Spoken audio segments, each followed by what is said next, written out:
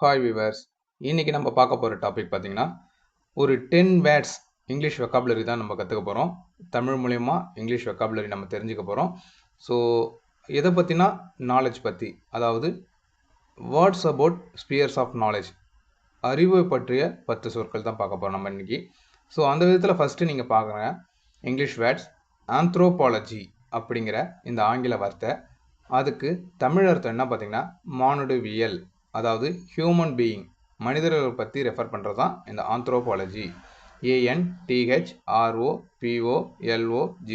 Anthropology அப்படிங்கிறதுக்கு மானுடவியல், human being அப்படிங்கிற விஷயத்த நம்ம அண்டர்ஸ்டாண்டிங்கோட வச்சுக்க வேண்டியதான். ஸோ செகண்டாக நம்ம பார்க்கக்கூடிய அந்த இங்கிலீஷ் வெக்காபுலரி என்ன பார்த்தீங்கன்னா ஆர்கியாலஜி அப்படிங்கிற இங்கிலீஷ் வேர்ட். ARCHAEOLOGY ஆர்கியாலஜி அப்படிங்கிற இந்த இங்கிலீஷ் வேர்ட்.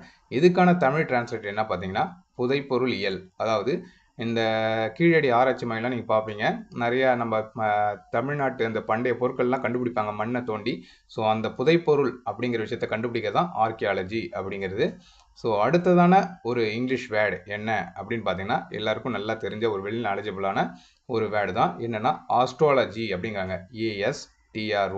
ASTROLOGY astrology. இந்த ஆஸ்ட்ராலஜினா என்ன அப்படின்னு பார்த்தீங்கன்னா தமிழில் ஜோதிடம். நம்ம ஜோசியம் பார்க்க போவோம்ல, ஆவணா எதுக்கு எடுத்தாலும். ஸோ அந்த ஜோதிடம் அப்படிங்கிற அந்த தமிழ் வார்த்தைக்கு ஆங்கில வார்த்தையாக இருக்கிறது தான் ஆஸ்ட்ராலஜி அப்படிங்கிறது இது. ஓகேங்களா, நல்லா புரிஞ்சிருக்குன்னு நினைக்கிறேன் 3 வேர்ட்ஸுக்கும். ஸோ அடுத்தது 4th ஒன் என்ன அப்படின்னு நம்ம பார்க்கும்போது ஸ்க்ரீனில் பார்த்தீங்கன்னா என்டோமாலஜி அப்படிங்கிற ஒரு ஆங்கில வார்த்தை தான், இங்கிலீஷ் வேர்டு தான் நம்ம தெரிஞ்சுக்க போகிறோம். அதோட ஸ்பெல்லிங் என்ன பார்த்தீங்கன்னா ENTOMOLOGY என்டோமாலஜி அப்படிங்கிறது தான் இந்த இங்கிலீஷ் வெக்காபுலரி. ஸோ அதுக்கான தமிழ் வார்த்தை என்ன பார்த்தீங்கன்னா பூச்சியல், பூச்சியை பற்றி படிக்கிறது, பூச்சியை பற்றி ரெஃபர் பண்ணுறது தான் இந்த என்டோமாலஜி அப்படின்னு நம்ம சொல்லுவோம். ஓகேங்களா, ஸோ இந்த ஆங்கில வார்த்தை உங்களுக்கு தெரிஞ்சுன்னு நினைக்கிறேன். பூச்சியை பற்றி ரெஃபர் பண்ணும்போது என்டோமாலஜி ஸ்டடீஸ்பா அப்படின்னு நம்ம சொல்லிட்டு போயிட்டே இருக்கலாம் ஈஸியாக. ஸோ அடுத்ததாக பார்க்கும்போது பார்த்தீங்கன்னா ஸ்லைட் டிஃப்ரென்ஸ் தான் பார்க்கும்போது என்னென்னா எடியோமாலஜி அப்படின்னு சொல்லுவாங்க. ஏடி தமிழில் பார்த்தீங்கன்னா ஏடி அப்படின்னு சொல்லுவோம்ல, ஏடி அந்த மாதிரி தான் எடியோமாலஜி அப்படின்னு சொல்லுவாங்க. ஸோ ETYMOLOGY எடிமாலஜி அப்படின்னு சொல்லுவாங்க. ஸோ இதுக்கு சொல்லியல் அப்படிங்கிறது தமிழ் அர்த்தம். எடிமாலஜிக்கு சொல் இயல் அப்படிங்கிறது தான் இதோட தமிழ் அர்த்தமாக இருக்குது. ஸோ உங்களுக்கு இது புரிஞ்சிருக்குன்னு நம்புகிறேன். அடுத்ததாக நம்ம பார்க்க போகிற ஸ்க்ரீனில் என்ன பார்த்தீங்கன்னா ஆக்சுவலாக ஜியாலஜி அப்படிங்கிற ஒரு ஆங்கில வெக்காபுலரி தான் பார்க்க போகிறோம். ஜியாலஜிக்கு அதுக்கு ஸ்பெல்லிங் என்ன அப்படின்னு பார்த்தீங்கன்னா GEOLOGY ஜியாலஜி. இது எல்லாருக்குமே ஆட்டோமேட்டிக்காக தெரிஞ்சிடும், மைண்டில் வந்து செட் ஆகிடும். ஜியாலஜி அப்படிங்கிறதுக்கு எதை பற்றி ரெஃபர் பண்ணுறதுனா புவியியல், இந்த எர்த்தை பற்றி ரெஃபர் பண்ணுறது தான் ஜியாலஜி அப்படிங்கிறது நல்லாவே தெரியும். மறுபடியும் சொல்கிறேன், ஜியாலஜிக்கு தமிழ் அர்த்தம் என்னன்னு பார்த்தீங்கன்னா புவியியல். இப்போ இந்த ஜியாலஜிங்க இந்த இங்கிலீஷ் வெக்காபுலரி தமிழ் வார்த்தை உங்களுக்கு தெரிஞ்சிருக்கும்.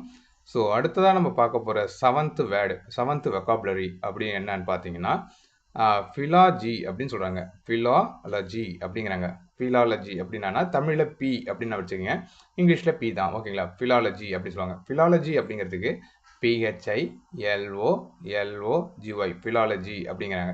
ஸோ இந்த ஃபிலாலஜி அப்படிங்கிறதுக்கு தமிழ் அர்த்தம் பார்த்தீங்கன்னா மொழியியல், லாங்குவேஜ் அப்படின்னு சொல்லுவோம்ல, அந்த லாங்குவேஜை பற்றி ரெஃபர் பண்ணுறது தான் இந்த ஃபிலாலஜி அப்படின்னு சொல்லுவாங்க ஆங்கில வார்த்தை.